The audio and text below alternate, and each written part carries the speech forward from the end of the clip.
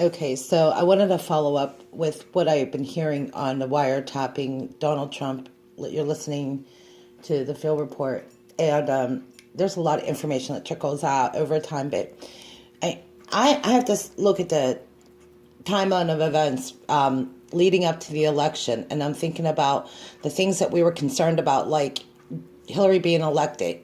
To me, it would have been her and who she would have put in place. Now, stunningly enough, I don't expect the Democrats, now it's like an expedition. They're looking for anything. And as, I look at Senator Jeff Sessions, he's a clean, he's as good as it gets, and so there's a lot of video, a lot of stuff out there circulating about this wiretap story.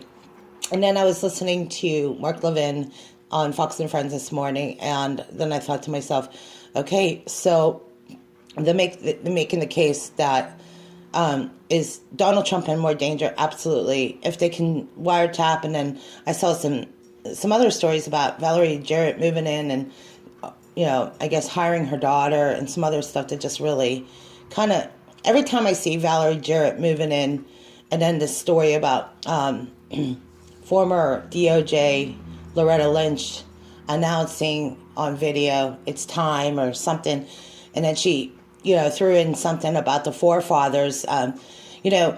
When she turned the other way at what was going on with the Muslim immigrants, and when they say Muslim immigrants, they're not going to say like war-fighting age men who have the ability to rape, murder, and kill American women and assault men as well. They're not going to say that.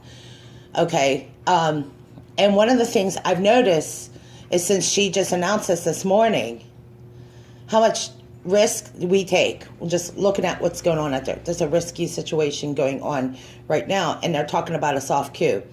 Now, it's obviously some things that did not happen that needed to happen is Donald Trump needed to fire everyone, leave nothing to chance. I mean, if you're going to clean house, that's it.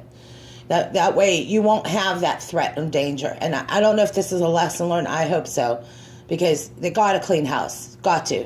I mean, there's no question in my mind that there's a risk. If you were to do a risk assessment of where things are at, I would say that's it. That would be enough. That's too much risk there for a president, for our country, for all the things that are trying to be. All these important laws can be instituted, but if you can't take care of basic security and do a security sweep and clean up house and get these people out of there, it'll do one here. It'll put our President Trump, and it'll put security at ease. They can actually relax. They don't have to worry about the things they're worrying about. But until then, it's going to be more the same. And they need to use the authority in which are given. I don't think they really understand. They've been given a lot of authority, and they need to exercise it, and they need to protect themselves as a security force and the president. And at the end of the day, it's protecting the president. That's a simple way. There's no two ends about it. Barack Obama is not the president. President Trump is the president, and the responsibility, we've been told as somebody who served in uniform, you protect the president, period. The president of the United States is Donald Trump.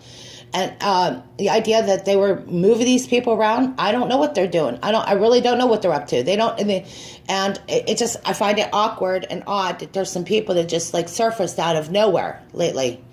Okay, I'm concerned for our president. I am. I'm concerned about our security. I'm concerned about our military, as we're the weakest we've ever been. Okay, now we have an opportunity to build up our military, and there's not enough out there to keep America safe right now. We're on a rebuilding process, okay?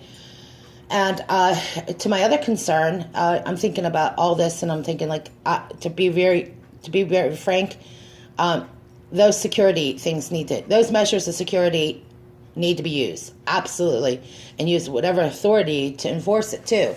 That's what President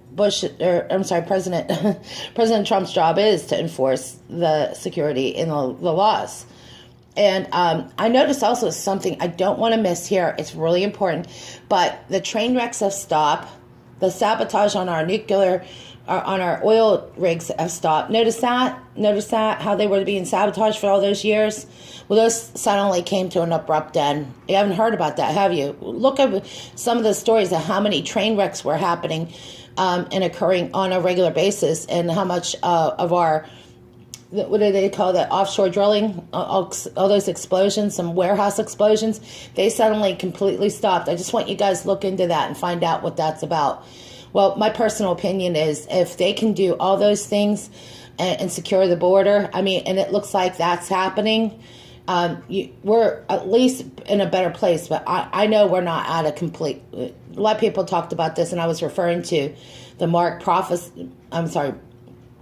Taylor prophecy that it's going to be kind of shaky the next couple months. But as long as these things are done, America's going to ride this out.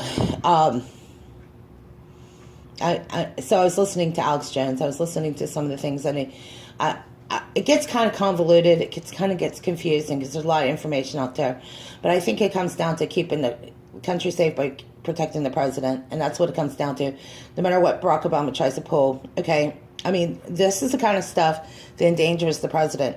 And I don't know that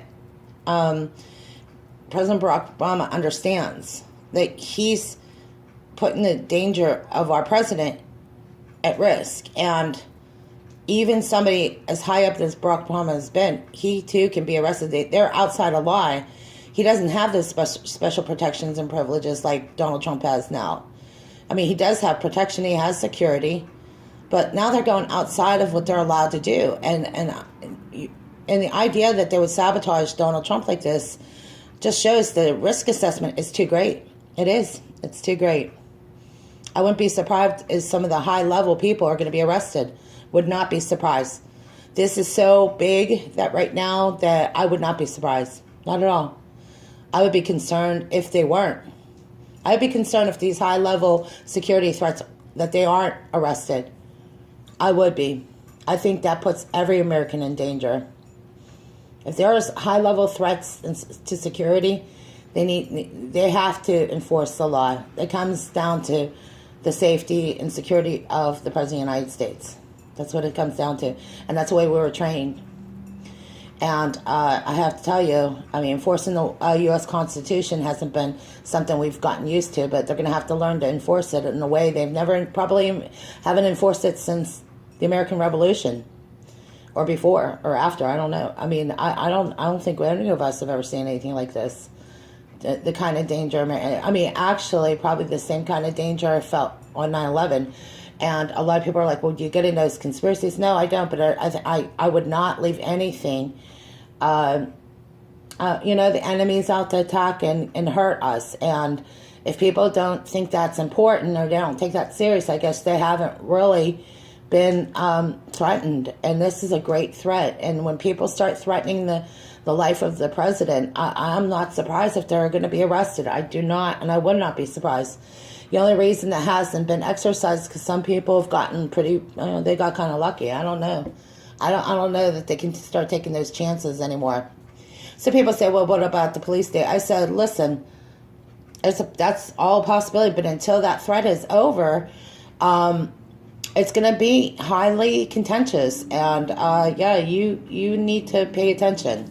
I don't really know I know there's indicators all over the map, though, and I don't like what I'm seeing either, and I know a lot of you don't like seeing what's going on up there. I just wanted to comment more about the wiretapping, because for obvious reasons, this puts reporters at risk. This puts, there's definitely a level of risk involved in every job, but not this stuff gets risky, it gets scary. And I wouldn't be surprised why people are guarded. I would not be surprised. And I pray and pray for you guys, because you really got to weigh out the risk.